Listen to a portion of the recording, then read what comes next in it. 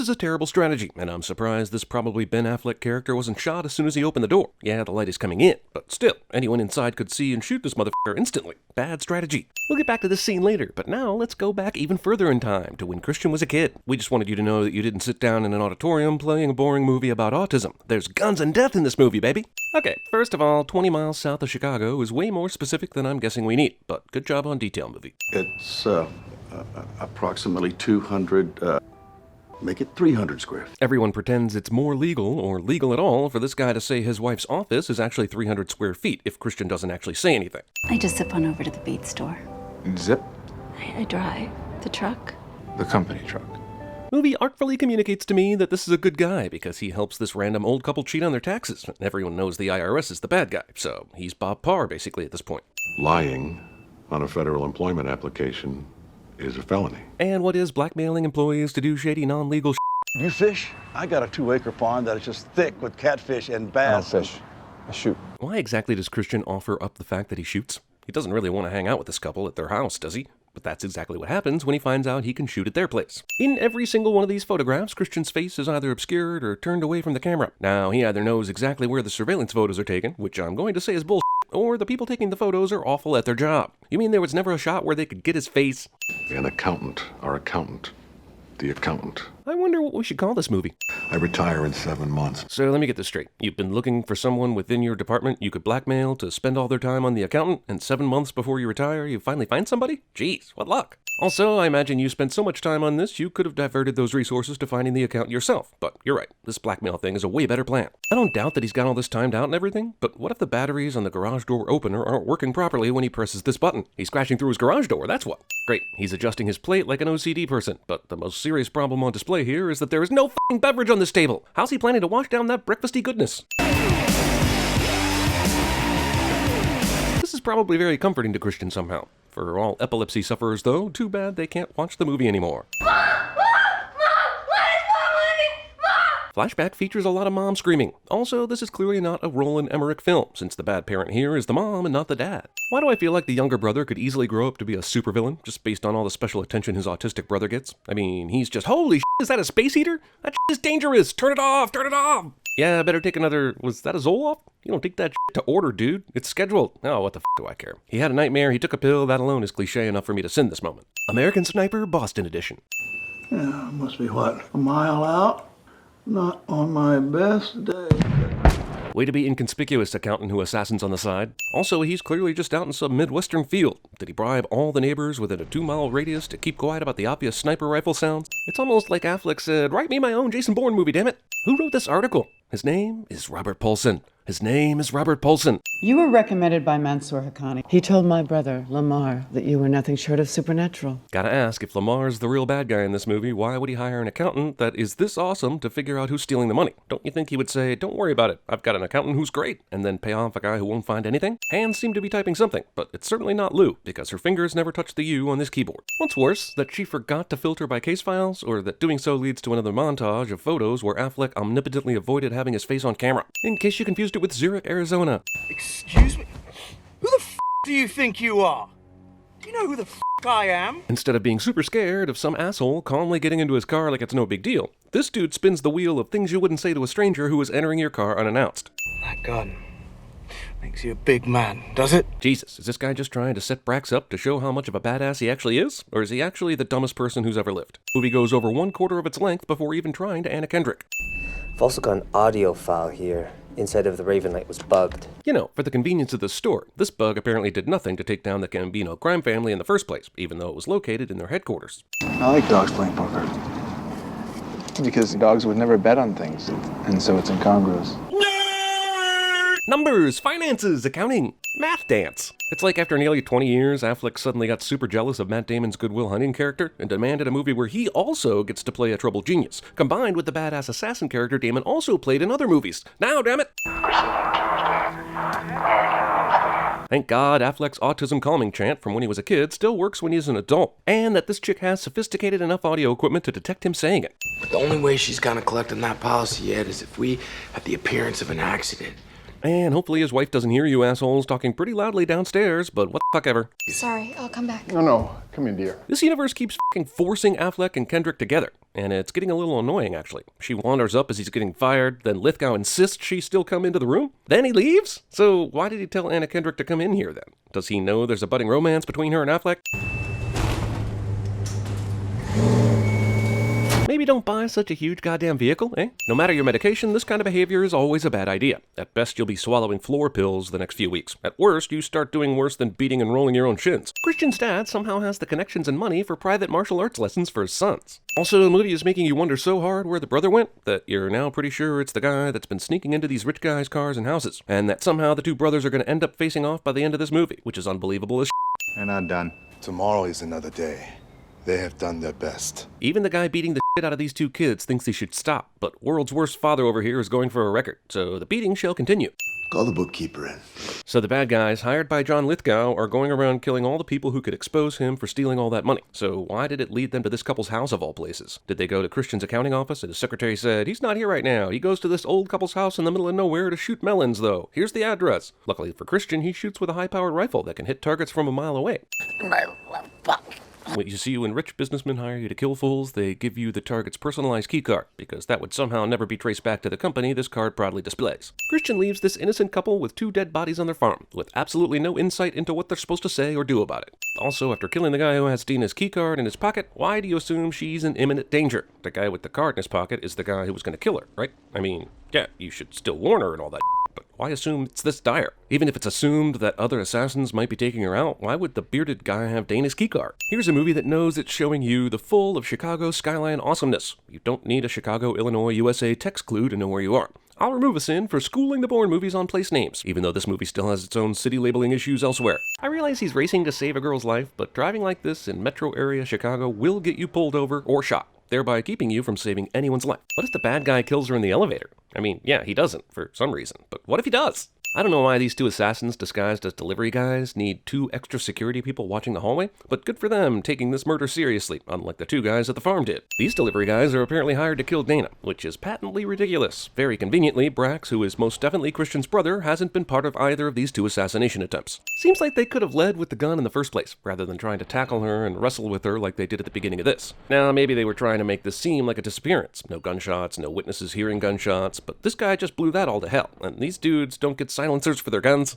Since when are accountants difficult to ventilate? Since whenever you decided to take a fucking vacation during this very important job. Casual glimpse at a comic and baseball card collection that would make Kevin Smith jizz his pants is casual. He actually adds an Action Comics #1 issue to his travel bag, which suggests he knows a last-minute late-night black market comics buyer, or he's going to light a cigar with it a la Krusty. But my main concern is the utter and complete lack of protective casing this comic is about to be transported in. Every crack, tear, or crease is going to decrease the value by thousands. No self-respecting comics collector would ever transport this issue so haphazardly.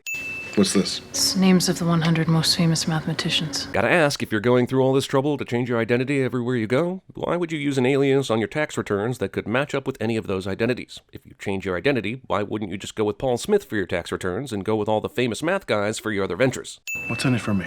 You're already here, dude. You got up in the middle of the night, put on clothes, and came down here to computer search for this lady. What's in it for you is to keep doing what you've been doing and shut up. Jesus, if you were greedy, you'd have asked this before ever coming down here in the first place.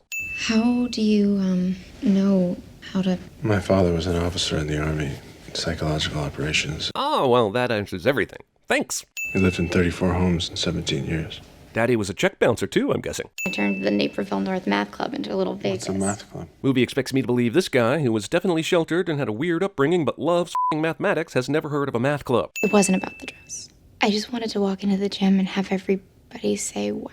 So how is it not about the dress? But why would she hire you in the first place if she thought you would figure it out? Good question, but we know Rita's not the bad guy here, it's her brother Lamar. Now, Rita may have done the hiring, but it was Lamar who got the recommendation. The question really boils down to why would Lamar suggest an accountant like this to Rita for her to hire? And Anna Kendrick, once again, would be amazing at CinemaSins, and we'd hire her in an instant. Ben gets out of the truck to follow this guy, rather unfortunately, since, yeah, this is the guy trying to find and kill you. But also, your behavior here will cause him to realize you're following him, and give him a huge advantage in tracking and firing at you. Was there any good reason to kill Rita in this plot?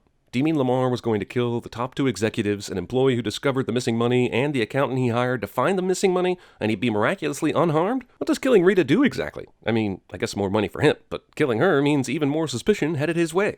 ZZZ Accounting. Because Christian's accounting business has a somewhat unusual name, this is going to somehow open the door for Mary Beth to investigate him further, despite the fact that his tax returns showed he made $75 grand last year. I can guarantee other accountants with other mathematician names had unusual business names, but this one, hell, let's look deeper into that. ZZZ. It's not exactly a smart Yellow Pages move. Because everyone uses the goddamn Yellow Pages these days for business visibility, because in this world, everyone's still living in 1994. Who filed the returns for Kim's Nails, Wabash Way, Plainfield? That is some amazing intuition by simply looking at a Google image of this guy's office. He ran another $287,765 through Kim's Nails.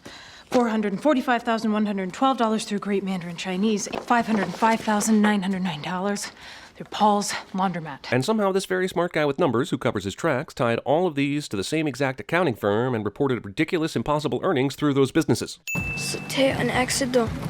I don't know what the order is on all this, but I'm assuming it's chronological. We've been told they moved around a lot, but they both look the exact same all the way through this, from the beginning of the movie, to the time their mom left, to the point where they were fighting in Indonesia, to now, where they're in France. I mean, at some point you grow, right? Go. Worst father ever. Dude ditches the girl he's protecting. In fact, the girl who he came back to save, which put his ass on the line in the first place. Risk it all to save her. One day later, ditch her ass. This movie's protagonist is making it pretty f***ing hard to root for him. I believe I recommended you leave the country. You declined. He's an accountant. Yeah, as I'm sure you heard, he's also a badass who took out 6 of the dudes you hired to kill him, so I don't know why you're stuck on the accountant part of this equation. Huh, so you're telling me that Ray was there the day that Christian shot all those gangsters? Why did Mary Beth have to go through all the trouble of talking to Homeland Security to get a face match for the surveillance video then? Yeah, I've been a good dad. I'm a lousy agent, and I've been a weak man. But that I didn't screw up. Yes, you did. Over 8 f***ing minutes of super expositional backstory. Wolf snapped. Went after the guard. Escaped from a 3rd-floor window. So without any kind of escape plan, Christian purely improvising escaped prison? Police report names Wolf as Soldier 1, and widower identified the colonel by name. I checked, it's an alias. So the widower didn't know the real name of his wife's ex-husband or kids, but knew who her ex-husband was by sight? Why are you telling me this? I'm retiring in a few months. When she calls, somebody needs to be there to answer. The real question is, why didn't you tell her at least some of this sooner? The main thing that drives Ray King is finding this accountant, not to send Mary Beth to jail for lying on her application. So why not give her something more than nothing? Make small talk. What's it matter what he sounded? You know, this isn't a super sinful movie. Finding sins in it is actually pretty hard. But the accountant does this thing I wish movies would stop doing, giving the hero a surprise appearance from the bad guy's perspective. I would have liked to have seen how Christian snuck up on these guys guarding the mansion. We'd like to see how this guy actually operates. Give me the layout of the home. Points of entry, corridors, rooms, cover. Why don't you already have that information? Surely your secret British chick who can change your identity and sell stolen paintings can find some blueprints to a mansion before you wage war on it. They can't raise the guy on comms, so evil dude goes into safe mode, and I'm left wondering why the accountant so loudly took out a dude in such a way as to have the evil bosses immediately checking for him on comms. I mean, instead of a loud bullet, why not knife this guy in the throat, eh? The movie accidentally bleeds into John Wick for me, considering I sinned both within 2 weeks, and also this scene is super John Wickian. Yeah, and when the movie gets all actiony, it's nearly impossible to figure out the perspective, the layout of the backyard where Christian is in relation to the other guys, and so forth. It's not Underworld or anything, but it's still hard to follow. Okay, he's on the roof. Why didn't you have any guys on the roof in the first place? You had guys outside on the perimeter, and teams who could go out to engage in a firefight with him, but nobody on the roof? Being lucky is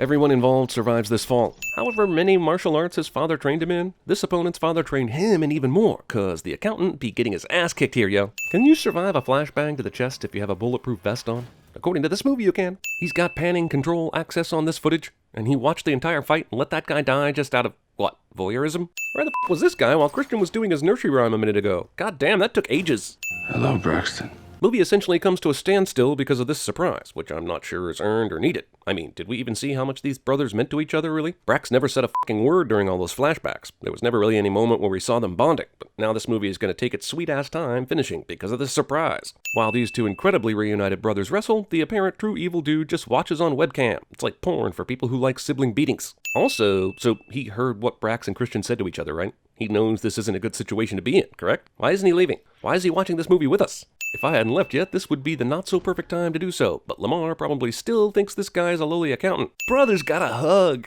You and me here. What are the odds? Like 1,000,000,000 to 1 is my guess. Hey, just here to give you a lecture. No need for me to leave, which is what I should have done about 5 times already. Why in God's name did I ever hire you? To leak-proof your books. Dana found a mistake, and you wanted to be sure it was safe to go public. Let's talk about Lamar's plan. He hires an accountant he has to know worked with criminals, specializing in hiding their dirty money. Despite that being the chief reason to hire him, the accountant reports to his sister and his CFO, the people he doesn't want to know about his embezzling. Lo and behold, he finds it and reports it to his sister instead of him, and now this becomes a plan where you have to murder your sister and your best friend. Hello, Dreamboat. Shall we chat? So Justine was the computer voice all along, eh? One question though. If this computer is that super advanced, how was she helping Christian before this computer was made? She's been helping him for like 10 years, right? And where did she learn her hacking skills? Her ability to change Christian's identities? Oh, hey, Anna Kendrick. Boy, she really had dick all to do in this movie, didn't she? What a trailer tease. Great gift. How the is she ever going to explain that shit if an art expert comes by her apartment?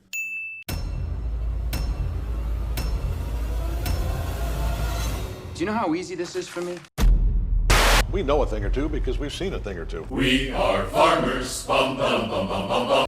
Jesus Christ, that's Jason Bourne. It's a very strict no-touching policy here, but, oh, what the hell? It's worth a week in the hot box. No touch it! Cheaper hotels have scratchy towels. Towels are kind of scratchy. I got him, Ray. There are no 2 words in the English language more harmful than good job.